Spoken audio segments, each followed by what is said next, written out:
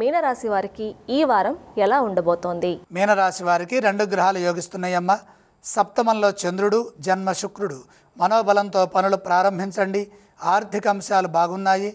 ధనాభివృద్ధికి అవసరమైన ప్రణాళికలతో కృషి చేయండి. ఫలితాలు అనుకూలంగా ఉంటాయి. ఆత్మవిశ్వాసం ముందుకు నడిపిస్తుంది.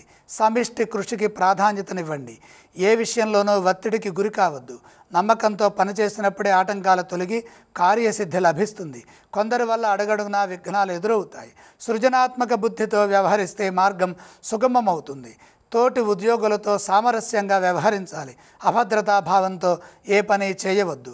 దగ్గర వారి సూచనలు తప్పనిసరిగా తీసుకోవాలి. కలహాలకు అవకాశం కల్పించవద్దు. వ్యాపారంలో శ్రద్ధ వహించాలి. వ్యాపారంలో ఎటువంటి మార్పులు చేర్పులు చేయకుండా ఉన్నదాన్ని జాగ్రత్తగా కాపాడుకుంటూ కాలాన్ని సద్వినియోగం చేసుకుంటూ మంచిని పొందటానికి ప్రయత్నం చేయండి. దైవశక్తిని పెంచే విధంగా ఆధ్యాత్మిక మార్గంలో కొద్దిగా సాధన చేయండి. వారం మధ్యలో ఒక పనిలో విజయం లభిస్తుంది. శాంతియుత మార్గంలో జీవనాన్ని కొనసాగించండి. ఈ రాశి వారు ఏ స్తోత్రాన్ని పఠించాలి?